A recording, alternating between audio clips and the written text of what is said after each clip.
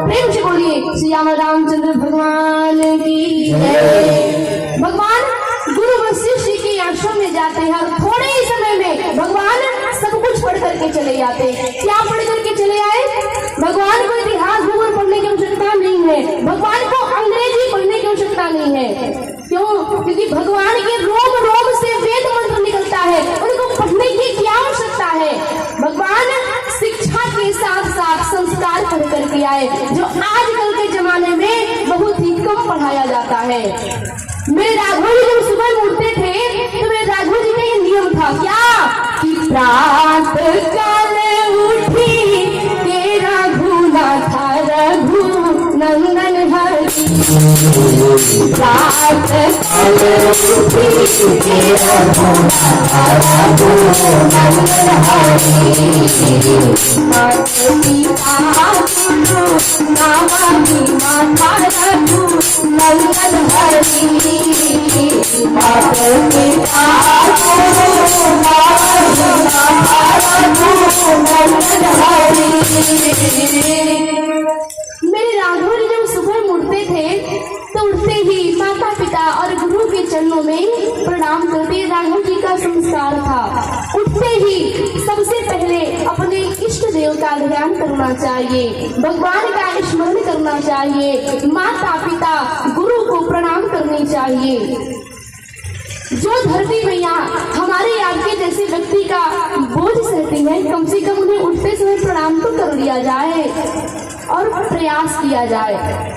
बड़ों को प्रणाम करके ही अपने दिन की शुरुआत करें।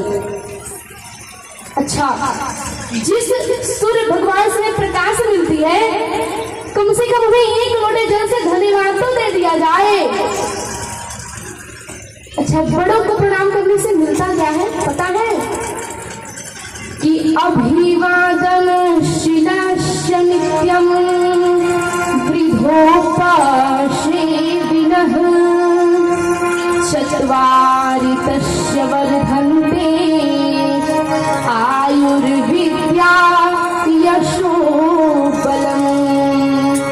आयु, विद्या, यश और बल, प्रणाम करने से 4 चीजों की प्राप्ति होती है। केवल और केवल सिर झुकाने के बाद ही मिलता है, कहीं बाजार में नहीं मिलता है। इसलिए आप अपने बड़ों को, अपने श्रेष्ठ जनों को प्रणाम करके दिन की शुरुआत करें। मेरी माताओं से निवेदन है, बच्चों की प्रथम गुरु माँ होती है। यदि आप चाहते हैं कि हमारा बच्चा संस्कारों में रहे तो सबसे पहले आपको संस्कारों में आना पड़ेगा। यदि आप अपने बड़ों को प्रणाम करते हैं तो आपका बच्चा स्वयं आपको दे करके प्रणाम करने लगेगा, आपको कहने की आवश्यकता नहीं पड़ेगी। आइए, अब ये कथा अयोध्या से निकल करके बक्सर चलती है। लेकिन बक्सर जाने से पूर्व बड़े भाव के साथ, श्रद्धा के साथ, मस्ती के साथ, ताली के साथ सभी लोग आएंगे कि मुझे दास बना कर रख लेना भगवान तू अपने चरणों में, मुझे दास बना कर रख लेना भगवान तू अपने चरणों में।